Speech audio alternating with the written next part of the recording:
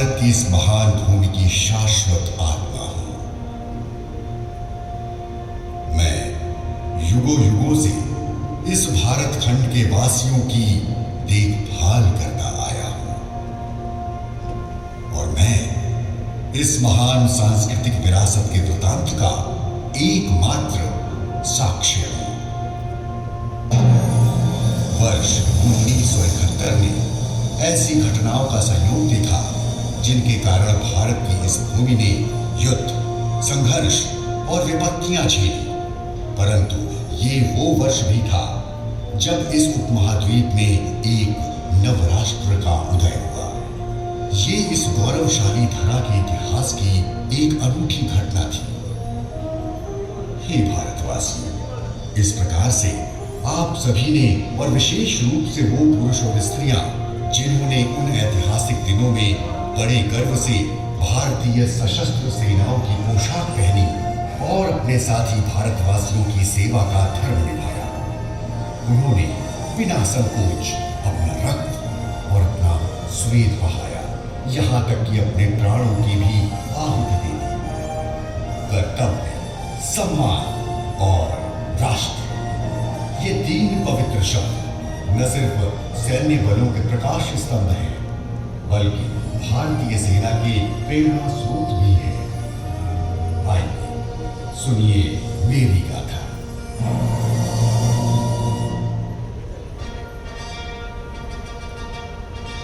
जब वर्ष 1971 का आरंभ हुआ तो भारत एवं पाकिस्तान के रिश्तों की ग्रहदशा बेहद विपरीत चल रही थी। इंडियन एयरलाइंस के एक विमान का अपहरण करके उसे लाहौर ले जाया गया। ये संवेदनशील विषय वार्ता से हल हुआ, परंतु ये घटना उस समय हुई जब पाकिस्तान के पूर्वी हिस्से या कहीं पूर्वी बंगाल में जन विद्रोह की लपटें तेज हो रही थी। वर्ष 1970 के पाकिस्तान आम चुनाव में पूर्वी बंगाल की आवामी पार्टी ने शेख मुजीबुर रहमान के करिश्माई नेतृत्व में जबरदस्त सफलता हासिल की, पर चुनाव परिणामों की अनदेखी करते हुए पूर्वी बंगाल की जनमानस को उनके राजनीतिक लक्ष्य हासिल करने से वंचित कर दिया गया और वो अब पश्चिमी पाकिस्तान से अलग होकर पूर्ण रूप से स्वतंत्र बंगाल राष्ट्र का गठन करना चाहते थे। परिस्थितियां तेजी से बिगड़ रही थी। दोनों ही पक्ष हिंसा में शामिल थे। इन परिस्थितियों में भारत के हस्तक्षेप करने और पूर्वी पाकिस्तान में एक स्वतंत्र बंगाल राष्ट्र के निर्माण में सहयोग करने का वातावरण बन चुका था। पाकिस्तानी सेना के क्रूर और बर्बर अत्याचारों से त्रस्त होकर पूर्वी बंगाल के 1 करोड़ लोगों को भारत में शरण लेनी पड़ी। भारत के कंधों पर एक बहुत बड़ा बोझ आन पड़ा। इसलिए general SHFJ Manekshaw military cross के नेतृत्व में भारतीय सेना ने संभावित सैन्य हस्तक्षेप की तैयारियां शुरू कर दी। भारतीय सेना इंतजार कर रही थी कि ठंड से पहले हिमालय के ऊंचे दर्रों पर हिमपात हो जाए और ये बंद हो जाए, ताकि चीन तिब्बत के पठार की ओर से भारत पर किसी तरह का कोई दबाव न बना सके। इस दौरान देश के राजनीतिक नेतृत्व ने अगस्त 1971 में सोवियत संघ के साथ शांति, मित्रता एवं सहयोग की संधि पर हस्ताक्षर किए। उस समय अमेरिका पाकिस्तान के गठबंधन को ध्यान में रखते हुए एक महाशक्ति के साथ ये संधि अत्यंत महत्वपूर्ण थी।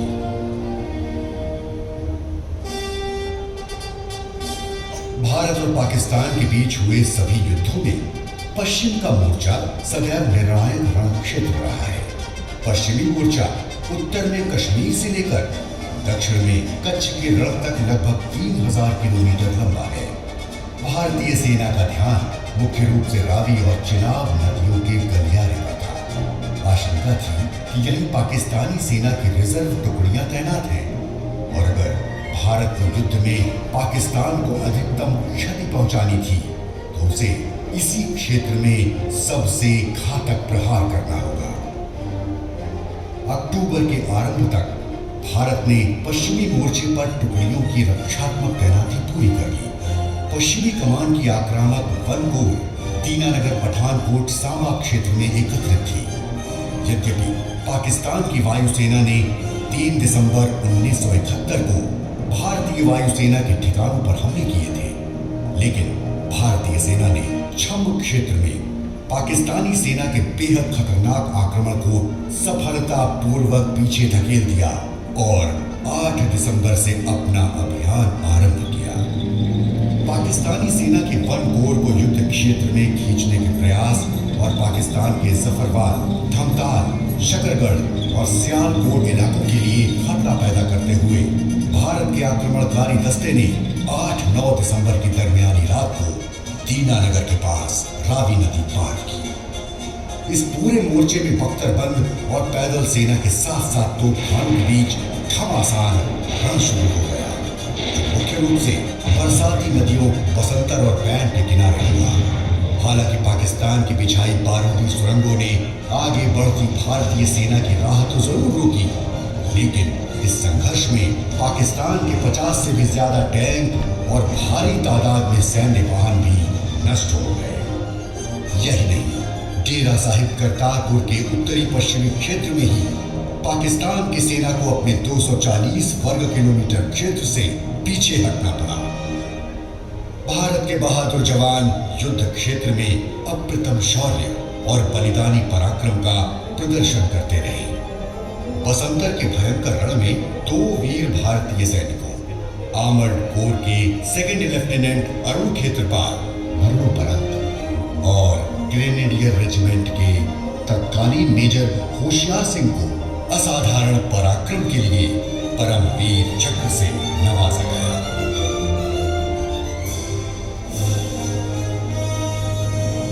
इसी पश्चिमी मोर्चे में भारत की बेजोड़ वायुसेना ने थल सेना को सहयोग देने के लिए न केवल लगभग 4000 उड़ानें भरी, अपितु भारत के श्रीनगर वायु सैनिक अड्डे की सफलतापूर्वक रक्षा भी की। इस शौर्यपूर्ण प्रदर्शन के लिए दिसंबर 1971 को फ्लाइंग ऑफिसर निर्मलजीत सिंह सेखों को मरणोपरांत परमवीर चक्र से सम्मानित किया गया।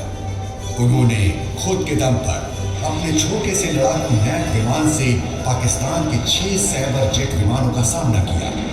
बाद में दुश्मन ने उनके विमान को मार गिराया। फाजिल्का और हुसैनीवाला के मोर्चे पर स्थानीय स्तर पर भीषण रण हुआ। इसके दक्षिण में भारत को तब बड़ी बढ़त हासिल हुई जब भारतीय सेना की स्पेशल फोर्सेस चाचरों के मरुस्थलीय क्षेत्र में पाकिस्तान के भीतर 80 किलोमीटर तक घुस गए और बादिन के आसपास स्थित पाकिस्तानी सेना के लिए खतरा पैदा कर दिया। जब युद्ध विराम की घोषणा हुई, तब तक भारतीय सेना पाकिस्तान के सिंध सूबे के लगभग 13,000 वर्ग किलोमीटर क्षेत्र पर अपना नियंत्रण कर चुकी थी।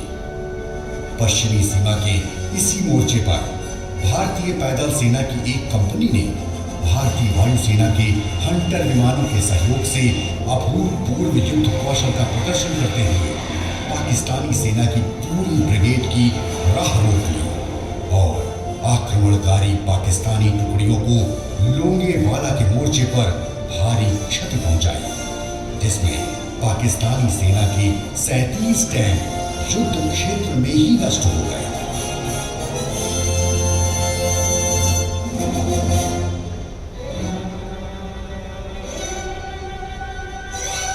पूर्वी थिएटर 1971 का नवंबर महीना।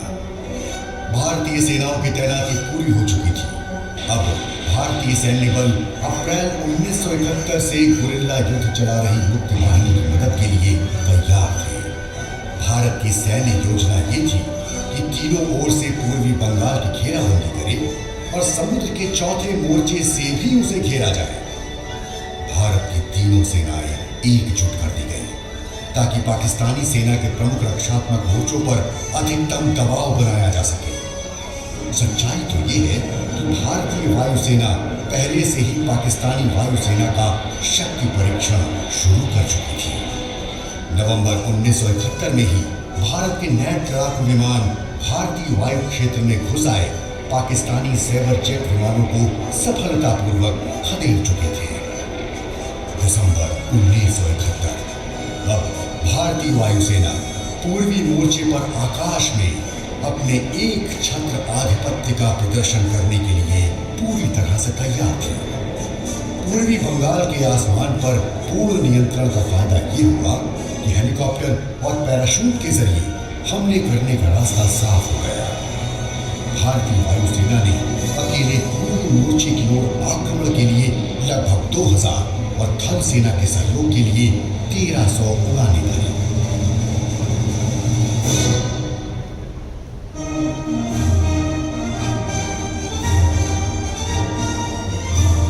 वहीं समुद्री मोर्चे पर भारत की बहादुर नौसेना ने पाकिस्तान को भारी नुकसान पहुंचाया। भारत के एयरक्राफ्ट कैरियर INS विक्रांत ने चटगांव, कॉक्स बाजार, चन्ना और खुलना के बंदरगाहों पर आक्रमण करके पाकिस्तान के कई नौसैनिक जहाज और लगभग 57,000 टन के व्यापारिक जहाजों को नष्ट कर दिया। इस तरह ये सुनिश्चित किया गया कि दुश्मन समुद्र के रास्ते से भी बचकर भाग न पाए।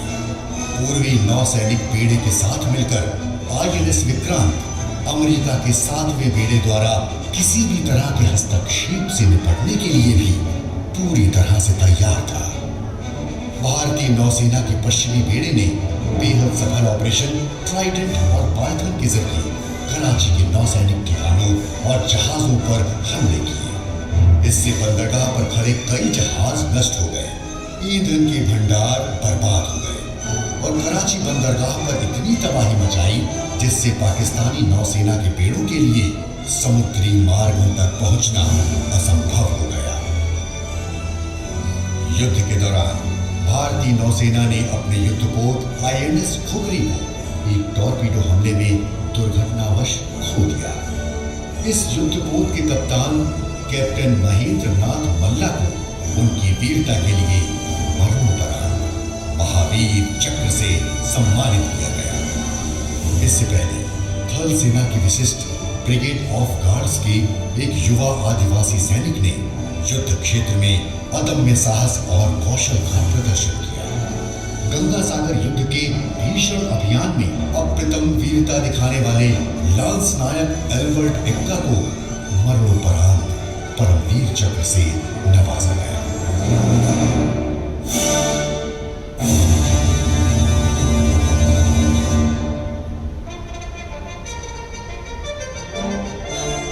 युद्ध के इस मोर्चे के निर्णायक पल तब आए जब गोरखा बटालियन के जवानों ने सिलहट में हेलीकॉप्टर से मेघना नदी पार की और टंगैल में पैराशूट बटालियन को उतार दिया। आखिरकार ईस्टर्न कमांड के चीफ ऑफ स्टाफ तत्कालीन मेजर जनरल JFR जैकब का एक दिलेरी भरा दांव भी कारगर रहा जब वो पूर्वी बंगाल में पाकिस्तान के commander lieutenant general AAK Niazi को ये विश्वास दिलाने में कामयाब रहे कि उनका खेल अब खत्म हो चुका है। अब उन्हें केवल भारतीय सेना ही क्रोधित बंगाली जनता की कोप से बचा सकती है अगर पाकिस्तान तत्काल बिना किसी शर्त के आत्मसमर्पण के लिए तैयार हो जाए। और फिर भारत के सैन्य कमांडर्स ने दुरूह भूमि, वातावरण, संसाधनों और राजनीतिक चुनौतियों से जूझते हुए एक बेहद शानदार सैन्य अभियान का सफल समापन किया और पाकिस्तानी सैन्य बलों के 93,000 से अधिक जवानों को अपने समस्त हथियारों के साथ बिना शर्त आत्मसमर्पण के लिए बाध्य कर दिया। इस तरह भारतीय सेना ने अपनी सरकार के दिशा निर्देशों का पालन करते हुए एक नए राष्ट्र बांग्लादेश के अभ्युदय में महती भूमिका निभाई।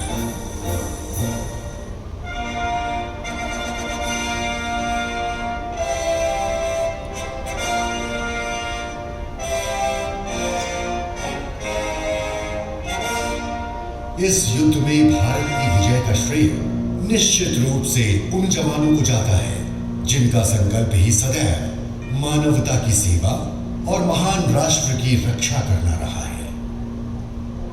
भारत की ये भाग्यशाली भूमि बहुसांस्कृतिक, बहुभाषाई और बहुलतावादियों का घर है।